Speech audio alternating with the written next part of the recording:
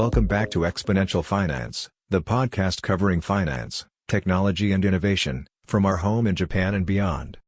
In this episode, we are going to talk about private markets. ADDX is among a few Singapore-based platforms dealing in private market securities, offering global funds, real estate investment trusts, structured products and pre-IPO shares at fractional ownership to investors. ADDX offers issuance, custody and trading of digital securities using distributed ledger technology and counts South Korea's Hanwha Asset Management and Tokai Tokyo Financial Holdings among its backers. Oi-Yee Choo has had a distinguished career in capital raising and mergers and acquisitions advisory before joining the startup world, most recently heading the investment banking business for UBS in Singapore. And now, please welcome Oi-Yee Choo, Chief Executive Officer at ADDX. Oi-Yee, welcome to the show. It's great to have you here. I've been traveling a lot and finally back in Singapore. Welcome. Yes, thank you for having me. I've been traveling a lot, and so it's nice to settle down and do something in the office properly with you. Probably nice to travel again too, right after the pandemic. So you were at the Point Zero Forum. Yeah, I mean, over the last few months, there have been a number of forums. The Point Zero Forum was very good. It was a collaboration, as you know, between the Singapore regulators and the Swiss regulators. What was happening there was an idea around getting very interesting thematics to be discussed at that forum. And so the first one was in Zurich itself. And, what we were doing in tokenization with Web 3.0, with DeFi, were about half the topics there in that forum, actually. I saw some pictures and saw some of the participants, also some former colleagues of mine. So it must have been a very interesting audience and networking opportunity. Yes, it was as much traditional finance as it was FinTech and startups like ourselves. So it was sort of the energy level and the exchange of ideas and the question as to whether some of these ideas are going to overtake traditional finance was certainly much debated at that forum. It's wonderful that we can have these in-person networkings again. So before you started with ADDX, you already had a very long and very distinguished career in investment banking. So you were running investment banking for UBS in Singapore. And clearly that's a position that gives you great exposure into a variety of industries, gives you a great network. And so if somebody like you then looks at the next step for your career, there's abundance of opportunity and you've chosen ADDX. So I was curious to hear a bit about how that came about. It was actually very interesting as well. And I think a lot of that was really seeing the industry sort of evolve and change from the lens of someone sitting at UBS. I'm not sure that traditional investment banking head would actually necessarily have the same perspective across the different banks. What gave me that perspective was actually the ability for UBS, whose distribution capability was very strong, both at the institutional level and the wealth management side, right? I mean, you know that UBS is one of the largest private banks in the world. And so the trends that I could see across distribution of products were actually across both, which was quite interesting. And over time, what was happening in the investment bank was also the time that I'd spent with the wealth management teams were increasing relative to institutional type distribution products. And I think what I did see, which specifically piqued my interest around ADDX and what ADDX could do, was how the world in investing in private bank was changing or in wealth management was changing. And how, sort of different types of public products, for example, were more suited to wealth management relative to the institutional capital, or the fact that there were many of the private market opportunities that started to present itself to the wealth management investors. That really opened my eyes to, okay, let's stop here for a moment. These were very traditionally products and investment opportunities meant for deep pocket capital and capital that had very long timing horizons, right? Insurance companies have a 10-year viewpoint, so do sovereign wealth funds, and they have deep pockets. They can afford to invest in a PE fund of 10 years and actually sit that out. But of course, in return, the growth profile and the ability to manage those private market ideas were far more powerful within a private equity firm that could manage these dynamics. So gave me a front row view. And that sort of when ADDX came about, it blew my mind that technology and cutting edge technology like blockchain could potentially then reformat what was traditionally institutional capital for retail capital. That sort of really got me thinking, what's the next wave? How does Singapore stay relevant? It wasn't so much a career choice that it was the intellectual curiosity of doing something like that, right? Because actually it's not been done very much before. With that intellectual curiosity, because you joined first as a chief commercial officer and now like a few months ago have assumed the role as a CEO, was that giving you time to learn and have some training wheels to fully understand what this technology can do before formally stepping into that full leadership role? Yeah, it was a good transition. It paved the way because as much as I had been in capital markets for a long time, and I understood a very good part of the business, which is the commercial side of the business, interacting with legal and regulatory, because that's what, bankers spend a lot of the time on. What I was missing was understanding the technology to a certain extent, right? I'm not a technologist, so I'm still very far away from my colleagues in terms of understanding the tech piece, but the appreciation of the full capability, what we could do, what we could not do, was something that I had to learn over time.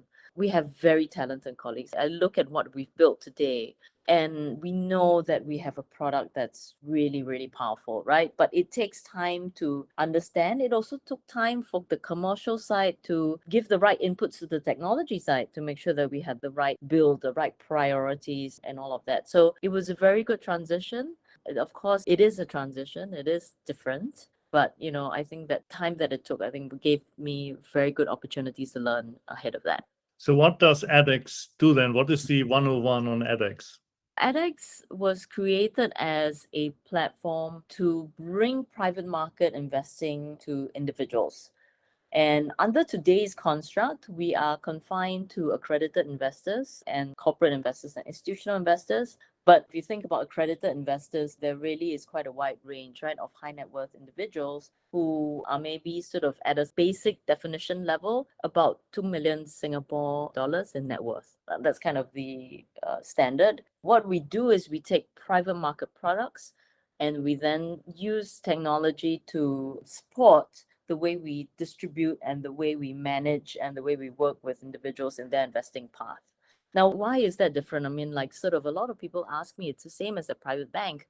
Well, it's not really the same because these products are generally very large in size. So you need $1 million minimum ticket size to really invest in these things. Also, some of them are 10-year funds and they have lockups. And so as an individual, you don't necessarily want putting your capital in a 10-year product. You have no idea within 10 years when you might need liquidity. And that's very much unlike sovereign wealth funds. And the third is you don't have access. In reality, a few of the private banks have very good access, but you need to be a client of these very few private banks. So what we did was we used technology to be able to aggregate smaller ticket size investors for the purposes of finding them blue chip investment opportunities in the private equity space, in the private market space. So that's basically what ADDX does.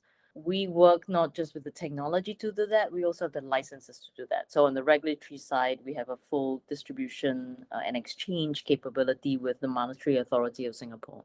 And I must admit, when I saw private markets first, I had an association that's probably a bit US shaped. So what came to mind was like Shares Post and Forge and essentially Nasdaq private markets, which are really focused on allowing trading of employee shares pre-IPO when they vested to create liquidity for startup employees, right? I think that's what they do for the most part. So what you're doing is very different in a way, or let's say broader from a product perspective. So you were really talking about private equity funds, etc. Yeah. Yes, that's absolutely right. And if you think about the private markets, we all underappreciate actually how large the private markets is because the public market assume a certain size and maturity, right, before you go to listing. So in reality, the private markets is probably multiple times larger than the public markets. Although within that size, there's obviously those that are what we call institutional grade product and potentially individual investment opportunities. But even then, it's a very large market and it's completely undertapped by retail investors. Now, in today's regulatory regime, retail investors are not really allowed or not given the framework to invest in private market products for a variety of these reasons, size, risk, liquidity. But we hope to change some of that over time. I think you were saying you're aggregating essentially the smaller demand. And so for the private equity fund, it's still the same. They still get the million ticket size, but you basically break it down as from a technology perspective, easy for you to handle. So the overhead is small and still profitable business.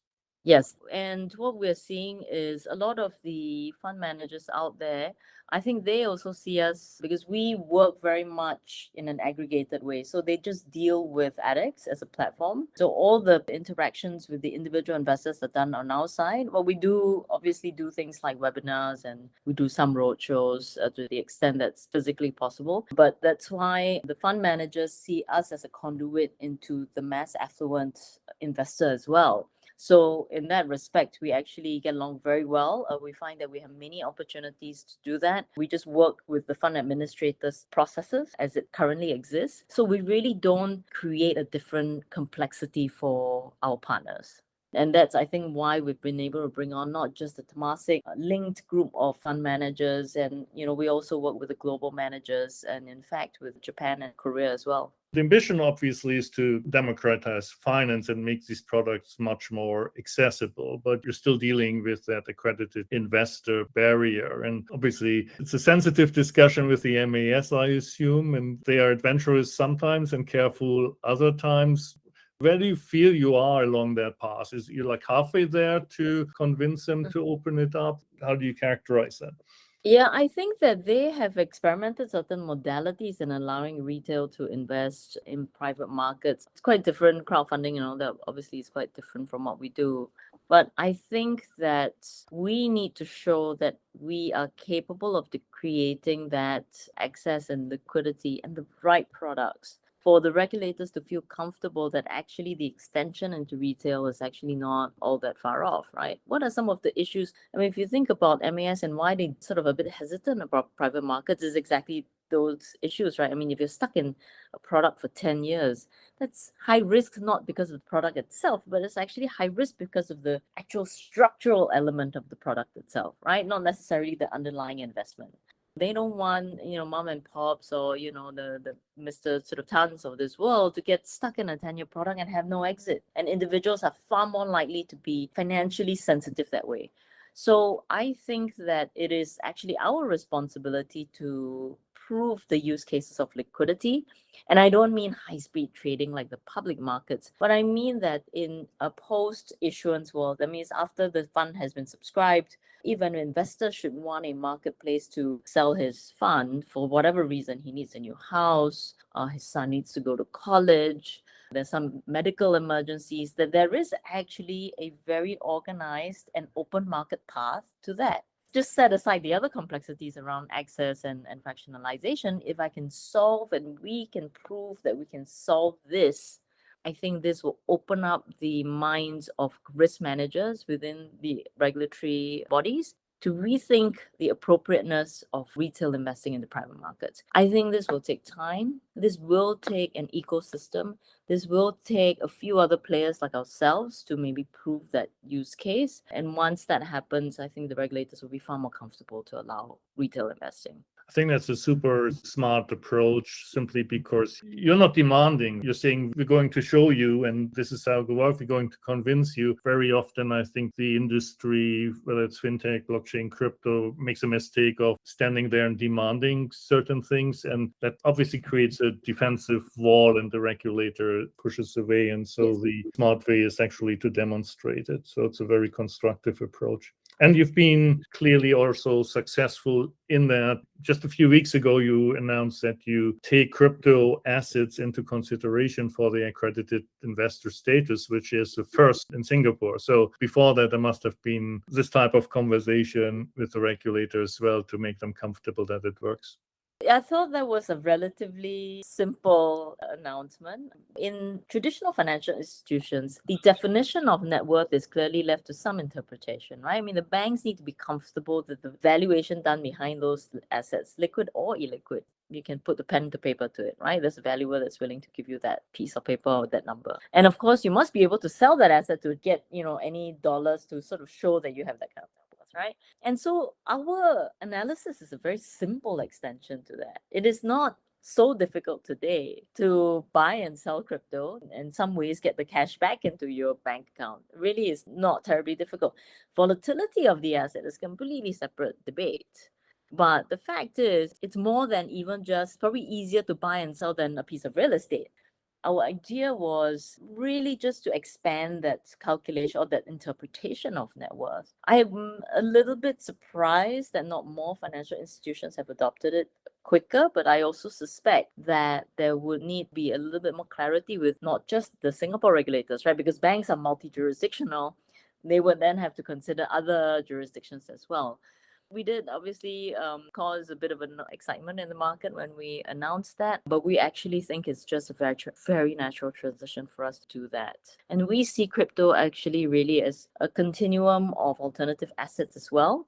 So we have, for example, we have a digital asset fund and a DeFi yield fund with our partners who are fund managers in Australia called the Trovio Group.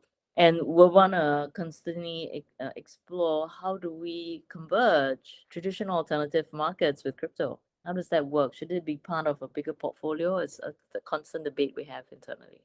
You have a very broad investor base that seems to be strategically placed. So you've got the Korean investor, you've got the Bangkok Stock Exchange, you've got Japanese investors also took part in the last round again. That seems like a very deliberate strategy to build partnerships as well. And it's either or both of generating investment flows or also possibly maybe at a later point entering into these markets directly. So which of the two is it? Start off with sort of the first and foremost. I think where we've been very grateful is a number of these institutions, when they look at what we do, where they get very comfortable is we approach it from the regulated perspective. So we don't come from crypto unregulated and try and get regulated. We actually started off saying, because we're doing securities, we have to come the regulated route. So the groundwork that we put are around our regulatory regime, our compliance layers, and our team and the way we handle ops, very reflective of where the banks actually are, or traditional securities sort of infrastructure look at. And so we fit in very well, right? Because they understand our approach, even if we're taking a new tech approach to it. Some of them has actually worked with us on a couple of projects before, and then, they got wind that we were raising capital and they're like, oh, we want in as well. So what's really good is I think we have a list of institutional partners who actually started off working with us or wanting to work with us and then saying, hey, we think there's a lot of legs here. How do we then get even more front row seat? And obviously investing on our cap table is one of them. So that's one. Two is obviously, as you said, we have a number of investors, not just from Singapore, but actually regionally. And it's slightly reflecting how their own home market think about digital securities and digital assets. And, for example, Thailand is very advanced in that thinking. Japan is also quite advanced in that thinking. Korea is also starting to sort of really accelerate what they're thinking around digitization of securities. They see what we do, and so at the first get-go is get invested, see what we do, and then how do we work with them to either deepen the onshore to offshore capability and then offshore back to onshore. Is it baht versus US dollar? Is it yen versus US dollar kind of thinking? So you are right. I mean, actually our shareholders are multifaceted in our relationships, and that's been actually very good for us in the way we think about going out Asia and then beyond that as well. And so one of your Japanese investors, Tokai Financial, which is by many measures, I think, the most digital Japanese brokerage. So there is a digital company award that the TSE together with METI gives out. And they've been doing this since 2015. Tokai won it every year, which is quite remarkable. It's the only financial company that achieved that. Is a good indication that they are capable of that way of thinking, of building a network of partners and working with a company like ADDX. And despite that, it is their first foreign investment, which is also obviously a great achievement, right? It's a big step for a Japanese corporation as big as Tokai might be to take that step. But then, as you said, they probably worked with you on deals before, got comfortable with the platform, and then the investment followed. So it's almost like a perfect recipe for any fintech looking to build relationship with a Japanese institution or fundraise to actually do something substantial. And again, similar style to what you described as the regulator, right? Make them comfortable by doing and then take the relationship to a second level. Tokai, I mean, they're great partners of ours, right? I sort of had imagined that it would be slow, or at least the bilateral conversations would be slow. In reality, the bilateral conversations were very efficient. They were very quick. They knew what we did. They knew what they wanted to learn out of it. They worked with, for example, a partner in Japan to create a smallish single asset fund that was the sort of trial project. Where I think it took a little bit longer was making sure that the Japan regulators were comfortable. So again, we do these things by the book, right? And that sometimes takes time and, patience and explanation. So we actually spent it took us about 9 months maybe to complete that conversation to get Japan regulators, security regulators comfortable that Tokai was distributing a tokenized product that was actually listed and regulated in Singapore. Right? Again, imagine just the cross-border complexities and all of that. So we're very happy when that got done, and the team's obviously very keen to work on the second and the third and the fourth project, and we're now just sort of ideating around what makes sense, what would be the most efficient path, and how do we then deepen and broaden the conversations within Japan. Again, I think very remarkable because we had the security token regulation since March 20. And I think all you've seen in the market so far are some pilot bonds, very small duration, small amounts. And so that you then, as a outside Japan party, get the regulator comfortable with probably one of the first real products in this market and under this regulation, again, is a very great achievement. Thank you. The latest news I want to cover was the China Construction Bank. I've been following throughout my career everything that's happening with the different schemes in China, with the On Connect, Stock Connect, and all these things, QFII, but I had never come across a QDLP. So if you could explain that to the layman, please. Few formats that the Chinese regulators use for onshore to offshore and offshore back to onshore. The idea is to create paths for onshore capital in renminbi to be able to invest in offshore products, not necessarily in RMB. Right? There were a sort of few different routes and quotas. So that's kind of how they manage it. They work with licensed asset managers as well as banks to ensure that the movement of capital is managed, controlled, reported in the right way, right? Just because they don't want to see too much volatility for the renminbi in that respect. QDLP is a relatively more interesting part because the more traditional route is the QDII. But that's generally more for public funds and mutual funds. And we were given the advice that for private markets, QDLP is probably the easier route. And so we worked with our asset management partner to create that. And, we had gotten the quota, I think, last year, but was spending this year really just to set up the infrastructure to be able to handle, as I mentioned, right, all this reporting and approval process that's required within China. China Construction Bank is our partner in doing that, and we're now building sort of the pipelines, as it were, or the pipings for this to really happen in a very seamless manner. We're hoping to sort of start to think about the types of products we'd like to get approvals for. So we do think about probably end of Q3, Q4, where we would test with a couple of funds, which we think would make sense for that initial pile of quota to be looking to invest in. Entering that market is a huge opportunity, obviously, right? Once you get a foot in the door and establish the flow, there are bottled up savings that are looking for suitable investment opportunities. You have a pretty good infrastructure now. You've proven it out across a number of different products. You've got a significant amount of funds raised, so you should have a good runway. When you look out now, 2 years maybe, what does ADDX look in 2024, middle of the year? Wow, I got to bring out my crystal ball now. Do a little bit of gazing. Where we spent the first 2 years was developing the B2C concept. If you see our early evolution around the rebranding, the app, the web, it was really designed B2C. And a lot of that was because it was such a new construct that it would have been very difficult to attack it from a B2B model, right? An enterprise model. So we decided, look, we're going to prove this use case of democratization, right? Size, it's about liquidity, it's about access. And we're kind of really starting to see that show. Even if it's not that big yet, I'd love it to be obviously far larger. But we know, we get so much response so positively. we know it works, right? Where we actually had seen some interest levels starting to extend beyond the direct to consumer interactions, which is external asset managers, family offices, securities houses, wealth tech, wealth brokers, robo-advisors, private banks. And the full range out of that, there are a number of them who are now or have recently been thinking very hard about including private market on their shelves. And they would have never, ever considered it if there were no digital platforms like ourselves to help them, right? Because the private markets, it pretty much, we have a full origination team, full syndication team. We do have a legal team that takes the process through and does the due diligence. That infrastructure by itself, not even just the technology piece, is one that we invested in.